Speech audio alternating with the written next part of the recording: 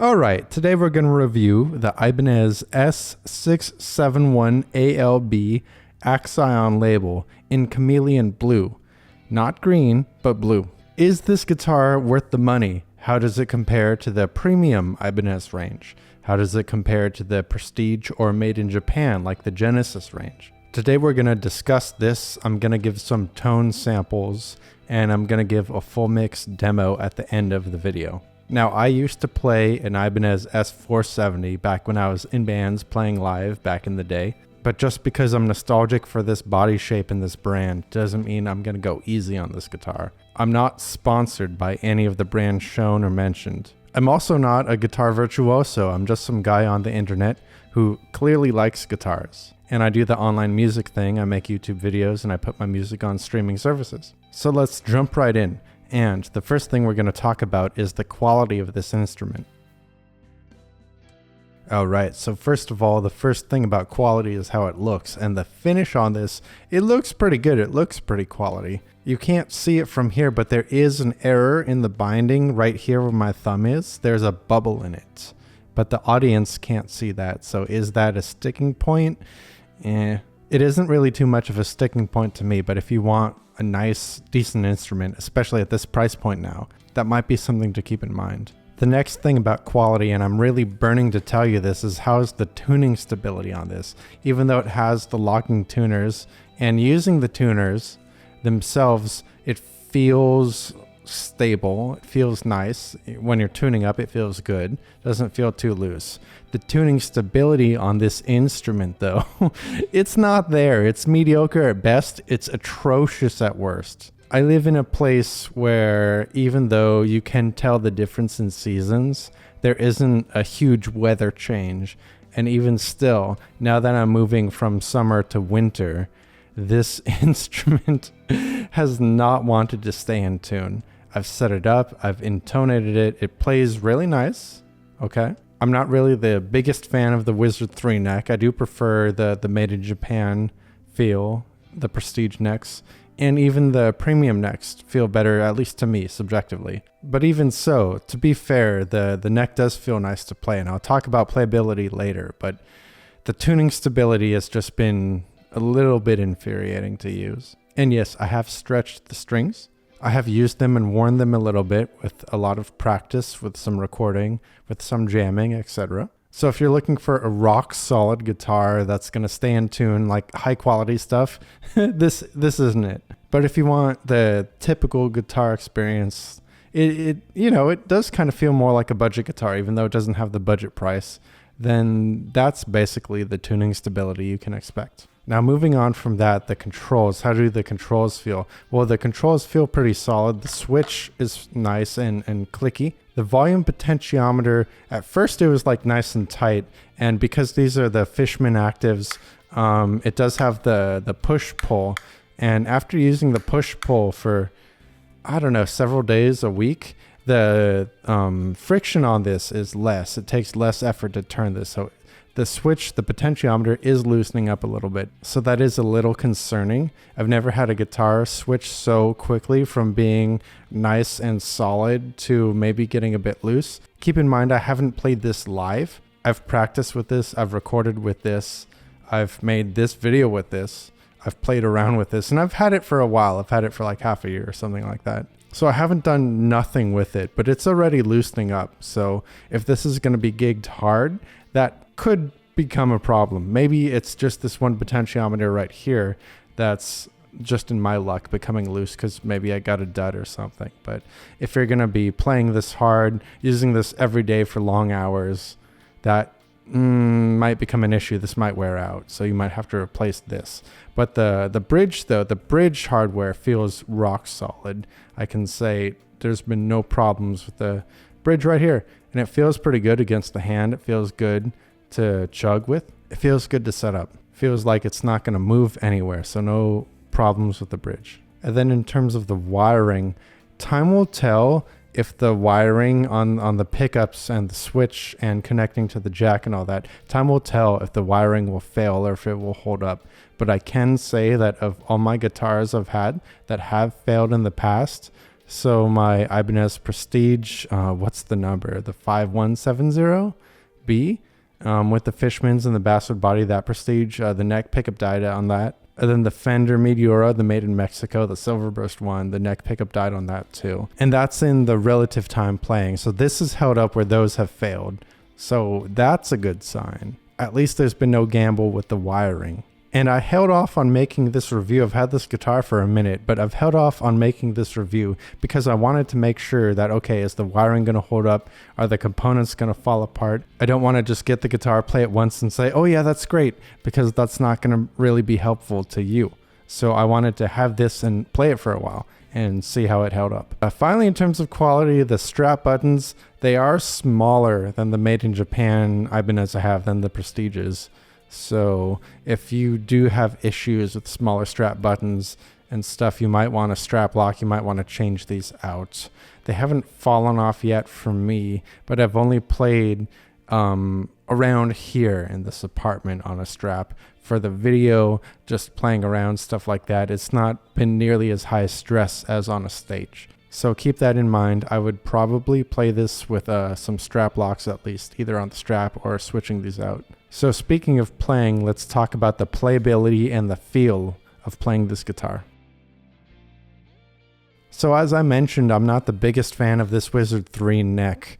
The neck that's on the not premium, because the premiums have a slightly different neck profile, and not the made in Japan, not the Prestige Ibanez. And the reason I'm not a fan of this neck is because it does have a bit more shoulder than on those other necks. It's not quite a super thin C shape.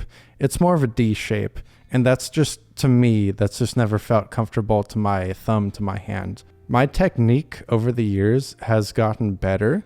So the more I've practiced and just relaxed my hand and improved my posture and my technique, this neck has become more and more comfortable to me. So now I can play it without any problems. But if you're the kind of guitarist that doesn't have the most solid thumb behind the neck technique, you're more like grabbing around like this, and not throwing any shade. We all play guitar slightly differently. We all have different needs. Maybe you need to wrap your thumb around to do the Hendrix kind of thing with the chords and stuff like that. And who knows, maybe you're younger than me. Maybe you don't have so much inflammation, stuff like that. This neck isn't bad by any means. I'm just saying my favorite necks for me personally are the thinner Prestige necks. And comparing it to, like, say a Solar, which is made in Indonesia, those are more like not thin C, not thick C, like medium to thin C. But those do have less shoulder than this. So this does feel like a thin D, almost a flat D, but not completely flat, I'd say. Also, in terms of feel for the neck, you can see the material. It's mostly, I'm pretty sure it's mostly Wenge. And so that feels pretty good. As you play it more and get those thumb oils and stuff in there, it does feel better and better. It doesn't feel like maple by any means. It's not the smooth and uniform kind of feel. You can feel the porous wood, but as you play it, it feels better and better. So it's not terrible. Unless you absolutely hate the feel of this wood, it's gonna be okay. The more you play it too, the better it gets. So if you've never played it before, as long as you don't absolutely hate it, it'll be okay. And so playing this, I do have to say, out of the box, the setup on this guitar was pretty atrocious. It was pretty bad. It was way high. The neck was too bowed. The saddles were too high. Thankfully, it's a fixed bridge, so it's really easy to adjust. You don't have to rebuild the whole thing every time you set it up. There's no worries about grinding down knife edges or anything like that. So after setting it up, letting it adjust, all that stuff, it plays pretty good. It doesn't play as well as my Prestiges do. I'm pretty spoiled by my RG5121 that basically has the same bridge, but it's made in Japan, all that stuff, higher price point. And I was able to get the action lower without buzzing.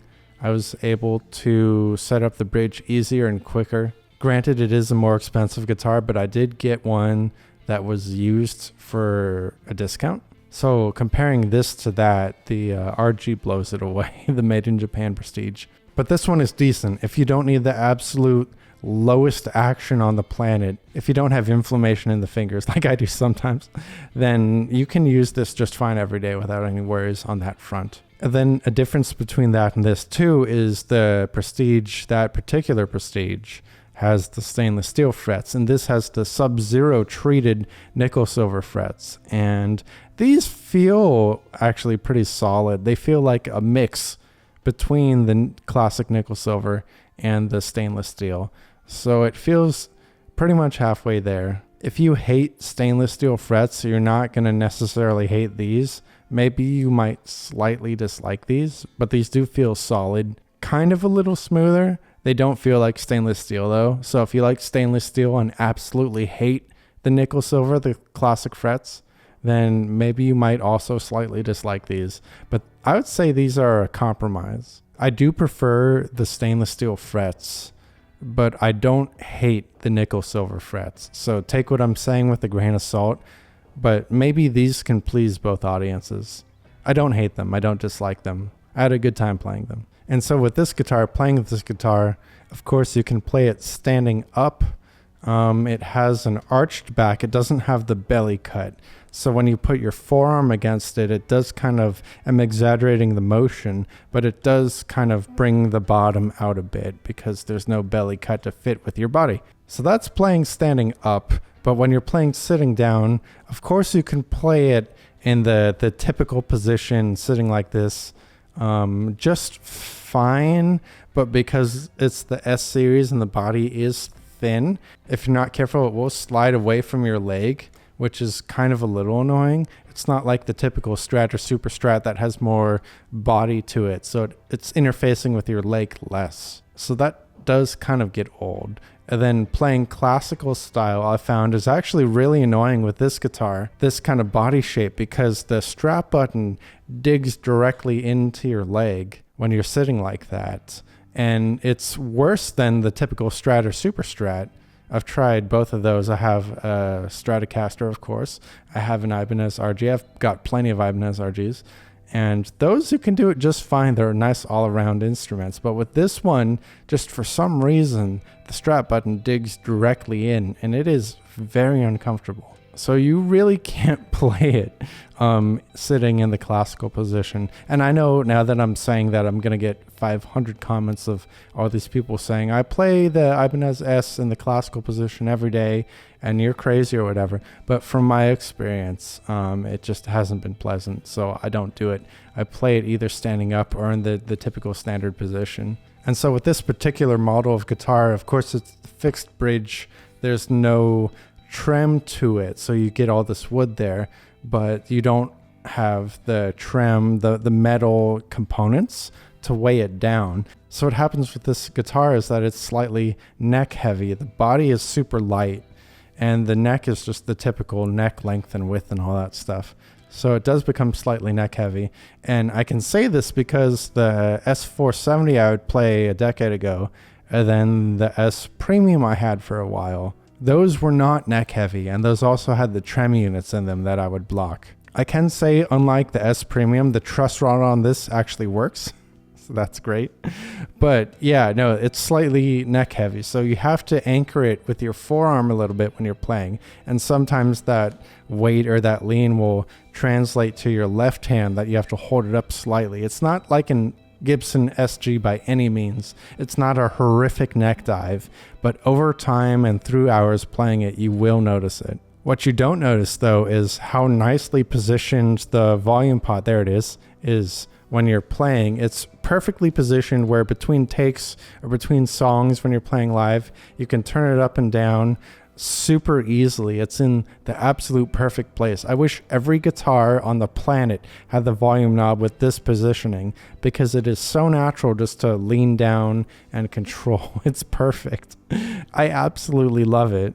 And despite being slightly neck heavy, like I mentioned, I would pick this guitar to play live simply because of that. I wouldn't have to think about where the volume knob is. Besides that, the blade switch is, as you would expect, perfect for switching between. Of course, I'm holding it at this weird angle, but when you're holding it, playing it, it's super easy to switch between all 5 positions. The cable, the output jack, doesn't get in your way whatsoever. In fact, it's super easy even to guide the cable into. So I'm a pretty big fan of this top mounted jack right here. And then the bridge on this, it feels super solid, and when you're playing it, it is in the absolute perfect position in combination with the arch top.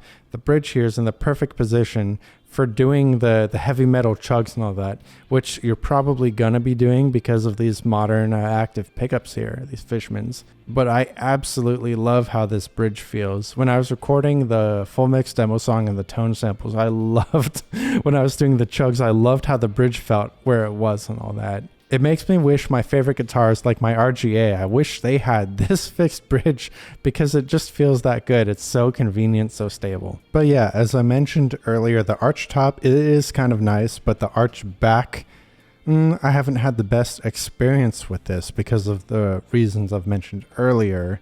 It doesn't really interface with your body that well. It's not really human friendly. It doesn't leave that much room in the control cavity here for any kind of upgrades or switches. You can supposedly fit a battery in there if you're doing an active switch. If you get an Ibanez S model that has passive pickups, there are some guys online who say they can fit the 9-volt battery and they're just fine. I wasn't able to do it back in the day, back like a decade ago. What I ended up doing is putting in the DiMarzio deactivators into my S470. That way I could get the quote-unquote active sound without the battery or anything like that. And that worked nicely for my rig back then. I had the Engel Powerball 1, which was pretty difficult to get to sound good. But I had the deactivators. It sounded pretty good overall, at least live anyway. I didn't use it for recording. But you can see on this model here now, the battery is actually in its own separate thing. So you don't have to worry about putting the battery in here. So besides the arch back, you can see there's the lower horn. There's no contours here for your hand. So if you're doing the thumb behind the neck style, recall the Ibanez S series was originally a 22 fret guitar. So these days they have 24 frets. But if you're playing, so you can see it already, thumb behind the neck style, even just holding it, the back of your hand will hit the lower horn. So if you're a super shredder, always thumb behind the neck playing like this, then once you get up here, it does contact. And that does become annoying. When you're standing up playing, of course, your thumb is a little bit higher, so it's slightly less of a problem, but it can still hit that horn. So if that's an issue for you, if that's a consideration, then definitely keep that in mind. You know, I can see where they were coming from when they designed this guitar. They wanted a shredding kind of axe. They wanted it to be super light and therefore ergonomic. They wanted the quote-unquote mahogany body without the mahogany weight, as they say. So there's more thickness in the middle here, and it's thinner on the sides. So I get that. But in this day and age, in 2024, there's so many lightweight ergonomic designs that take things to the extreme. You know, the first thing you think of is the Strandbergs that are 5 pounds or whatever they are, and they've got the ergo neck or whatever, and they're super lightweight. And so that becomes more of what the intention was for this design, at least in my opinion, than this could ever be. Am I saying I'm a fan of the Strandberg? That's a topic for a different video. I'm not saying Strandberg is better or worse than Ibanez in any way. But then also consider designs like, you know, the Abasi Concepts, those 8 strings and how they're super light, and how they have the necks that are super shreddy and accessible, and it's in a compact package. It almost feels like this is the intention of that in a way. Like we want to take the typical super strat shredder and make it a little bit lighter. And to that end, it definitely does succeed. So I'm not saying the design is a failure by any means. But if you're trying to min-max for playability and lightweight, this isn't it. This is more just like you want a classic shredder and you want it kind of lighter, then this is where this design shines, that kind of spirit. So let's now talk about sound. Of course, this has the Fishman Fluence, the moderns. Of course, the sound's nice and full. It has dynamics. You can roll down the volume. It sounds great. It has the 2 voices. In isolation, the voices sound different. In a full mix, do they sound different? Maybe not so much. Let me know in the comments if you use the voice too and it makes a difference in your mix. It does have the active sound, this guitar, so the cleans. Like, to me personally, like full honesty, this is what I'm looking for. I really like the sound of this guitar the most out of anything. So I have been a fan of the active sound basically forever, and this perfects it to a T. So I'm a pretty big fan of this and how it sounds. The distortion sound for me is nice and full. It sounds great. The clean sounds, it works for me. Maybe it won't work for everyone, but I think it sounds pretty good. So let's take a look at how it sounds.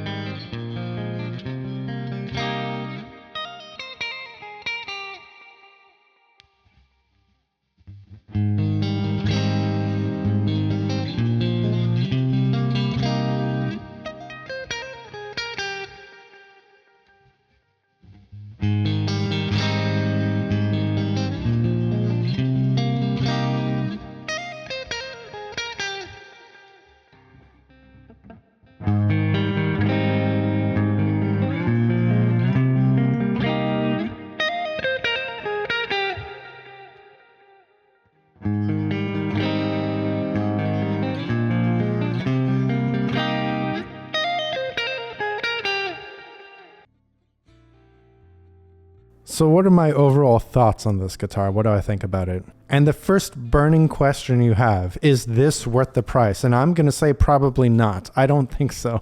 And that's pretty harsh for an Ibanez fan like me. But again, I'm not sponsored, okay? So this, you know, it does sound pretty good. It sounds amazing. But when you compare this to something like the RG Genesis series, that's actually less expensive and it's made in Japan, is this worth it? Well, in terms of sound, it sounds slightly better. But in terms of playability, stability, and all that balance, no, the RG Genesis is better. The made in Japan does matter. So this is not quite able to stand up to that.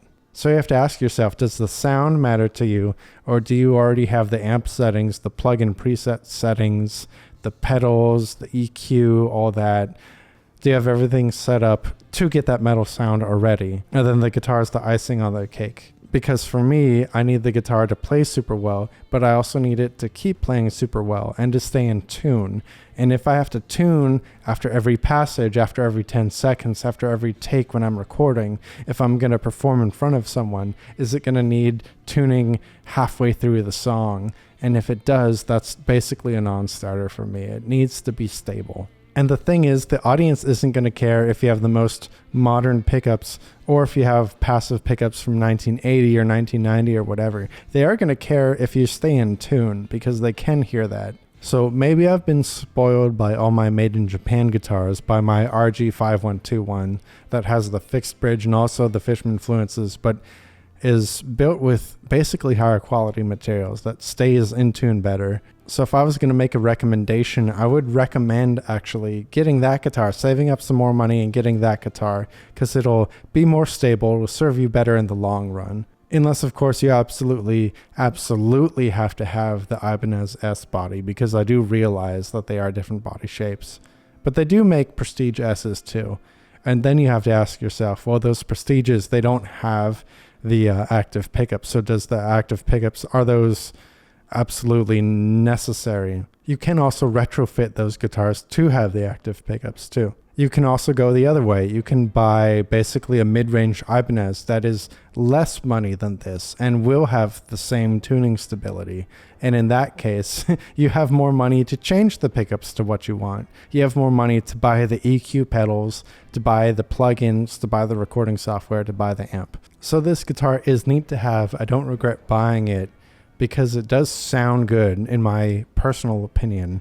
Maybe you have a different opinion, and that is okay. But if this was my only guitar, you can see all the guitars behind me. If this was my only guitar, I would be pretty disappointed. If this was the guitar I would have to play live with exclusively, I would be a mix of happy because, like, okay, well, it plays pretty nice, it feels pretty good, the components are decently okay, and it sounds good, and also upset because, oh man, I have to keep tuning this freaking thing. So I wouldn't be fully satisfied. It's an interesting experience, at least for me, playing this guitar, where I get both the joy and fun of playing a very cool and good sounding electric guitar, and the frustration and annoyance of having to check the tuning, of having to deal with, okay, this feels budget and this feels more budget than the actual price tag is. So would I recommend this guitar?